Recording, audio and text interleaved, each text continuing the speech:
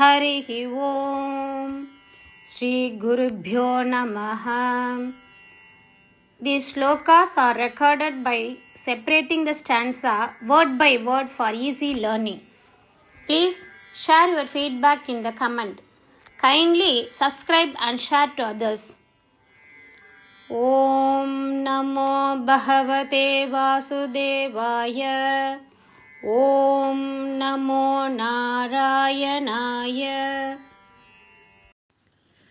നാരായണീയത്തിലെ ദശകം 91 ഭക്തിമഹത്വം എന്നറിയപ്പെടുന്ന ഈ ഭാഗം ഭക്തിമാർഗത്തിൻ്റെ മഹത്വത്തെയും പരമപ്രധാനതയെയും ആഴത്തിൽ വിശദീകരിക്കുന്നതാണ്.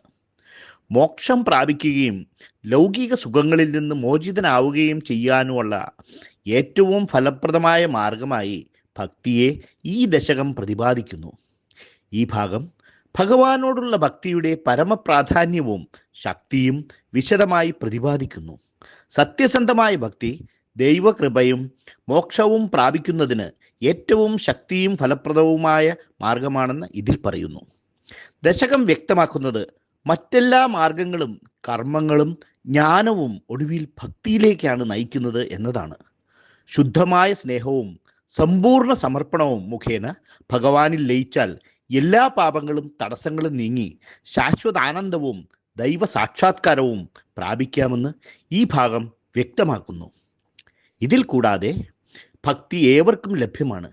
ജാതി, വിദ്യാഭ്യാസം, സ്ഥാനമാനം എന്നിങ്ങനെ ഏതൊന്നും അതിന് ഒരു തടസ്സമേ അല്ല.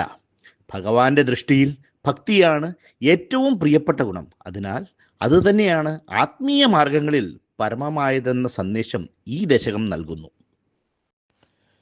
ഭക്തിയിലാണ് പരമാശ്രയം. ഈ ദശകം തുടങ്ങുന്നത് ശ്രീകൃഷ്ണ പാദസേവനം മാത്രമാണ് ജീവിതത്തിലെ ത്രിവിധ താപങ്ങളിൽ, അതായത് 3 തരത്തിലുള്ള ദുഃഖങ്ങളിൽ കഷ്ടപ്പെടുന്നവർക്കും ശരീരമെന്ന മായയിൽപ്പെടുന്നവർക്കും പരമാശ്രയം എന്ന് പ്രഖ്യാപിച്ചുകൊണ്ടാണ്. ത്രിവിധ ദുഃഖങ്ങൾ എന്തൊക്കെയാണെന്ന് നോക്കാം. 1. ആധ്യാത്മിക ദുഃഖം, സ്വയം ഉണ്ടാകുന്ന ദുഃഖം, ശരീരത്തിൻ്റെയും മനസ്സിൻ്റെയും രോഗങ്ങൾ, വേദനകൾ, ആശങ്കകൾ മുതലായവ. 2.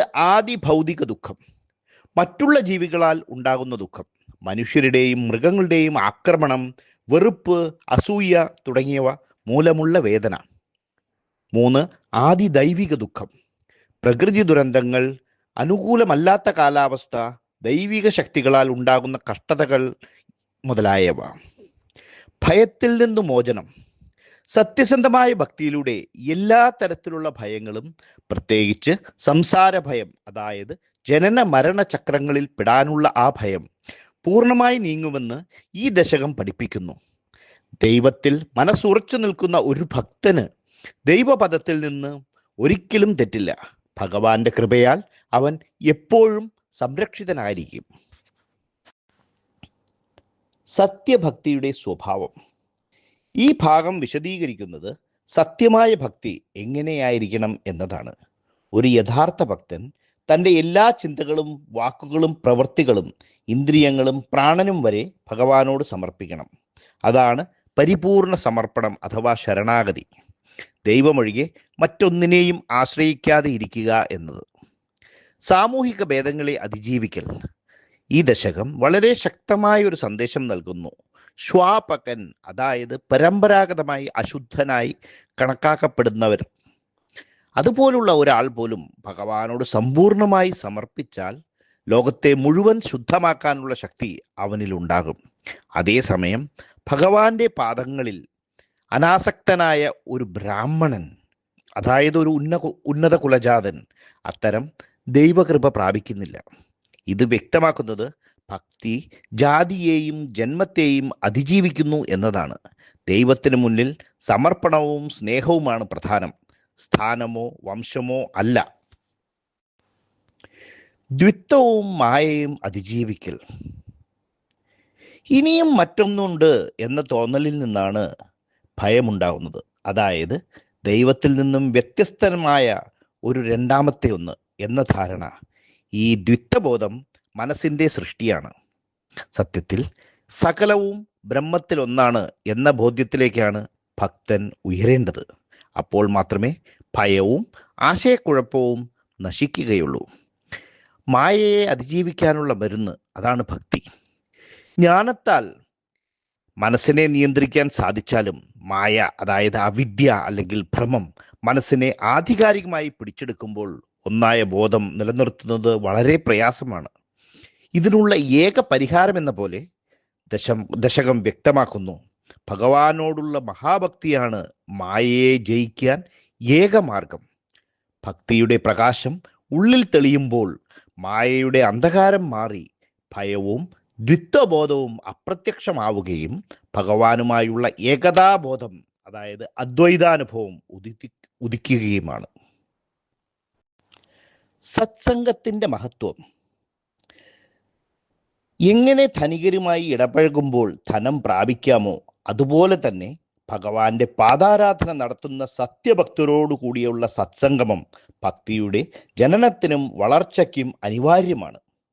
ഭക്തി എന്ന മഹാമണിയുടെ വളർച്ചയ്ക്ക് സത്സംഗം തന്നെയാണ് മണ്ണും വളവും എന്ന പോലെ. ഭഗവത് മാഹാത്മ്യം ശ്രവിക്കൽ.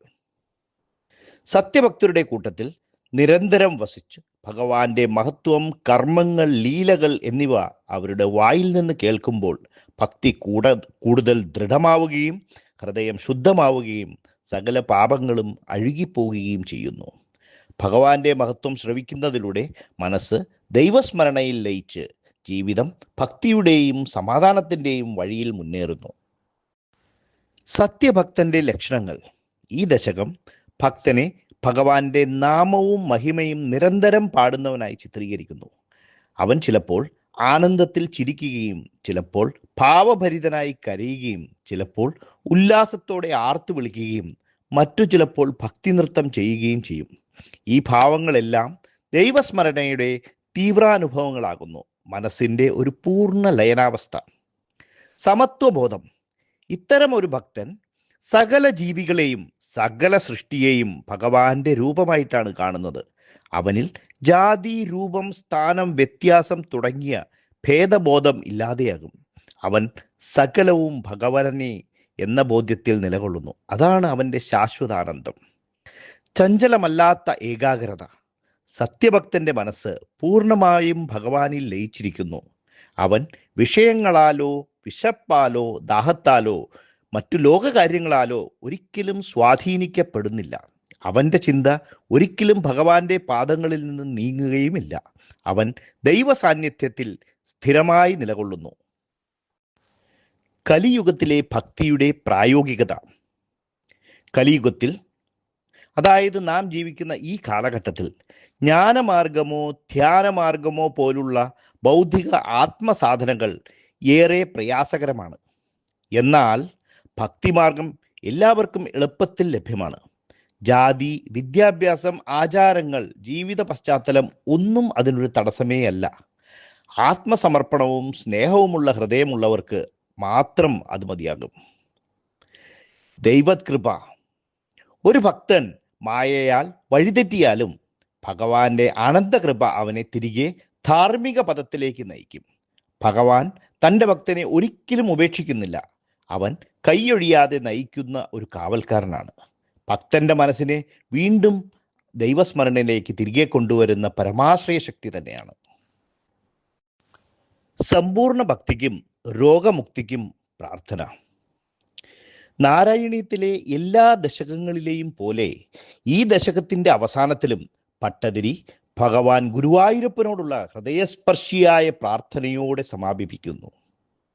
അദ്ദേഹം പ്രാർത്ഥിക്കുന്നു, തൻ്റെ ഭക്തി ഇനിയും ദൃഢമാവണമേ, തൻ്റെ ശാരീരിക രോഗങ്ങളും മാനസിക വേദനകളും നീക്കണമേ, തൻ്റെ ഹൃദയം ഭഗവാന്റെ യഥാർത്ഥ സ്വരൂപം, അതായത് പരമാത്മതത്വം പൂർണ്ണമായി അനുഭവിക്കണമേ എന്ന്.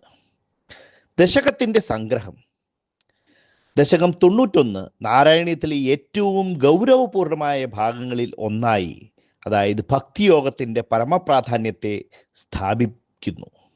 ഇത് പഠിപ്പിക്കുന്നത് ഭക്തിമാർഗം തന്നെയാണ് മോക്ഷത്തിനുള്ള പരമവും എളുപ്പവുമായ മാർഗം എന്നാണ്.